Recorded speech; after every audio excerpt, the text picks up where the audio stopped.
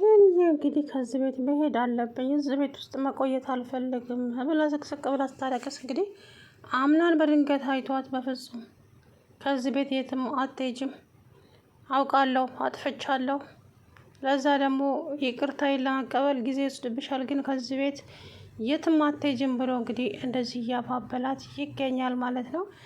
ጄሪ የሚያየችውን ነገር ማመን አቃታት። አምናን ምን እያደረግክ ነው ስትላት፣ ምን ይመለከትሻል ወይዘሮ ጄሪ? የሚመለከተሽ ነገር አለ እዚህ ጋር አንቺን የማይመለከት ነገር ስለሌለ ባክሽ ከዚህ ጋር ዞር በይልን አላት። እንዴ አምናን ሚስትህ እኮ ነኝ ምን ሆንክ? ከዛ በኋላ የወለሽ ሀሳቤን እንዳልቀይር አርፈሽ የምትቀመጪ ከሆነ አርፈሽ ተቀመጪ ነግሬሻለሁ። አንቺ ምንድን ነው ባለትዳር ወንድ ስር የምትልከሰከሽው? ለምን ስርዓት አይኖርሽም አለቻት። ከዛ በኋላ ስርዓት አልባውማ አንቺ ነሽ። ብሌንን ከዚህ በኋላ አንድ ነገር እንድትናገሪያት አልፈልግም። ትሰሚያለሽ? አቤት አቤት። አዎ እንደሰማሽ ሆነ ወይዘሮ ጄሪ። ይኸውልሽ ሀሳቤን እቀይራለሁ። ሀሳቤን ከመቀየር ደግሞ ማንም ሰው የሚያግደኝ ሰው የለም። ስለዚህ አርፈሽ ብትቀመጪ ይሻልሻል ሲላት እንግዲህ ደነገጠች። ወይዘሮ ብሌን እሰራልሻለሁ። እኔ ጄሪ አይደለሁ። አሁን የአምናንን ልብ ለማግኘት ነው እንደዚህ እየሆንሻለሽ አይደለ? ለመኘኝ እሰራልሻለሁ። የተወለድሽበትን ቀን ነው የማስቆጥርሽ። ጄሪ ማን እንደሆነች በቅርቡ ታያታለሽ እያለች እንግዲህ ብቻዋን ማውራት ጀመረች። ወይዘሮ ጄሪ ማለት ነው እንግዲህ ጄሪ አረ ወይኔ። ከዛ በኋላ እንግዲህ አምናን በጣም ተናደደና ይኸውልሽ ከዚህ በኋላ ስለ ብሌን አንድ ነገር ትናገሪና ከኔ ጋር ነው ጸብሽ። አንተ ምንድን ነው ብሌን ሚስትህ እኮ እኔ ነኝ። ትሰሚያለሽ? እሱ የተረጋገጠ ነገር አይደለም። እኔና አንቺ በፍርድ ቤት አይደለም የተጋባ ነው። ስለዚህ እያንዳንዱ ውርደትሽ ጉድሽ ይወጣል። ግን እኔ አሁን ላስጠነቀቀሽ ፈልገው ብሌንን ምንም ነገር እንድትናገራት ስለማልፈልግ ነው አላት። እንግዲህ ነቀለች ማለት ነው። እኔ እኮ ነኝ ሚስትህ። ምን እየሆንክ ነው?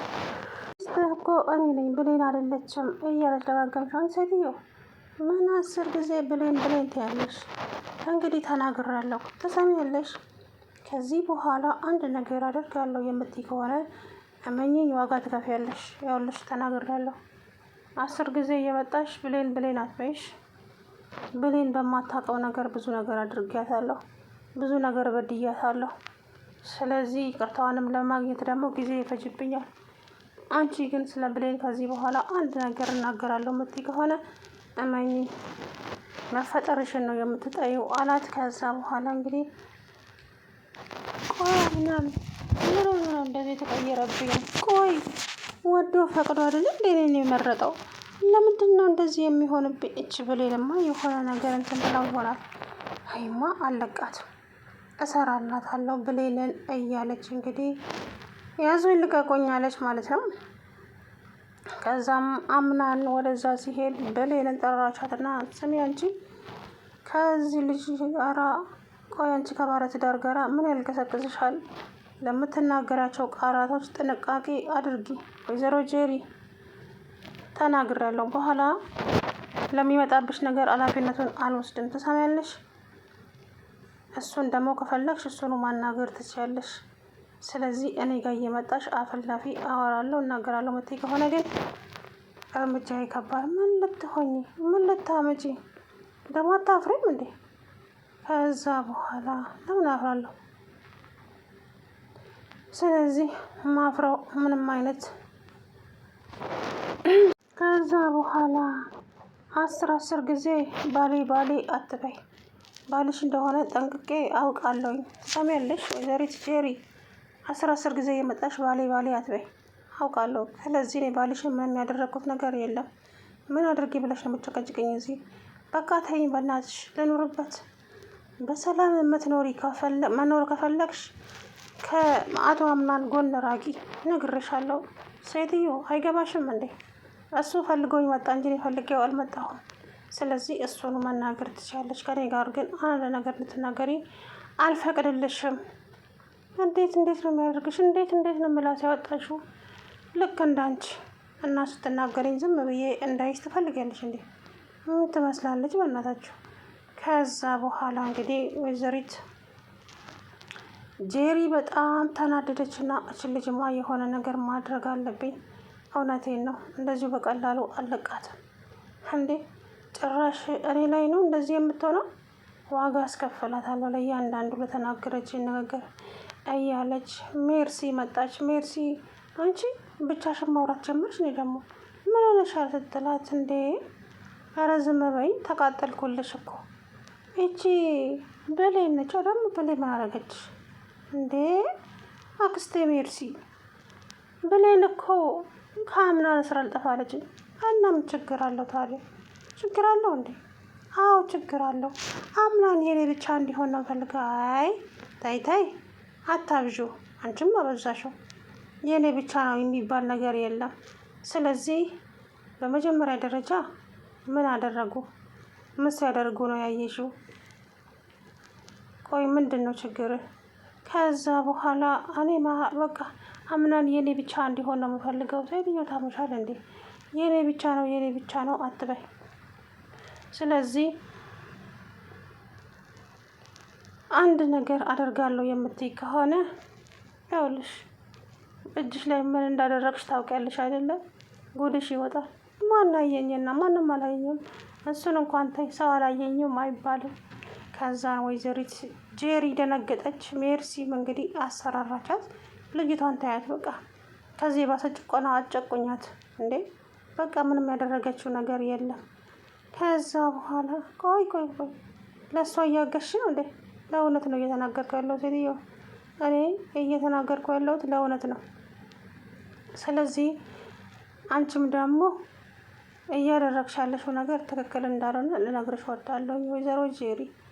እውነቴን ነው፣ በጣም ነውር ነው እያደረግሽ ያለሽው ነገር።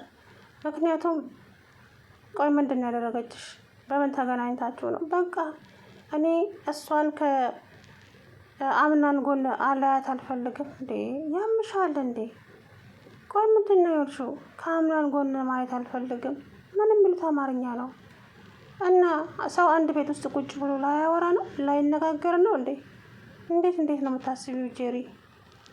አክስቴ እባክሽ አንቺ ደግሞ ልትረጂ ሞክር እንጂ። አይ ምን ነው አለቻትና እንግዲህ ወይዘሪት ሜርሲ ጥላት ሄደች።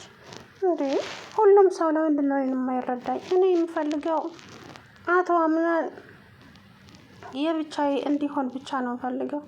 እንዴ ማንም ሰው እንዲጋራኝ አልፈልግም። በቃ እያለች ስትመጻደቅ እንግዲህ ሀይምን ነው ከዚህ የበለጠ ብዙ ነገር እንድናገርሽ አታስገድጅኝ ወይዘሮ ሜርሲ ማነሽ ጄሪ አለቻትና ጥላት ወጣች። ከዛ በኋላ ጄሪ ተናደደች። ሴትዮዋች ደግሞ ምን ቀየራት? እሷን ተቀየረችብኝ እንዴ ስትል ግራ ተጋባች ወይዘሪት ጄሪ ማለት ነው። አቶ አምናን እንግዲህ ያፌቱን እንዴት እንዳደረገው ከዛም ብሌን ደግሞ እንግዲህ በቃ እኔ በእኔ ምክንያት አንተም ከሷ ጋር እንድትጣላ አልፈልግም። እኔም ደግሞ እዚህ ቁጭ ብዬ ክፉና ደግ መነጋገር አልፈልግም። ስለዚህ እኔም ወደ መጣሁበት እሄዳለሁኝ፣ አንተም ደግሞ ትዳርህን ትመራለህ። ስለዚህ ከሷ ጋራ እዚህ እንድትሆንና አብራችሁ እንድትኖሩ በሰላም በፍቅር ህይወትን እንድትመራ እፈልጋለሁ አምናን። ስለዚህ እባክህ ከዚህ በኋላ አጠገቤ እንዳትመጣ አለችው። እየተናገርሽ ያለሽውን ነገር ታውቂያለሽ እንዴ ጄሪ? ማነሽ ብሌን? አዎ አውቃለሁ። በቃ እኔ ግን ከዚህ የበለጠ እዚህ መቆየት አልችልም። አቶ አምናን ይቅርታ። ለምን ብሌን? ቆይ ለምን? እኔ ለማን ጥለሽ? አንተን ለማን ጥዬ? አንተማ ለብሌን ለእሷ ነው አለ ጄሪ። ሚስት እኮ እሷ ናት አቶ አምናን፣ እኔ አይደለሁም። ታይ እንደዛ እንዳትዪ፣ በቃ እንዳትዪ። አሁን እኔ አንቺን ምንም መናገር አልፈልግም፣ መናገርም አልችልም፣ ሞራልም የለኝም።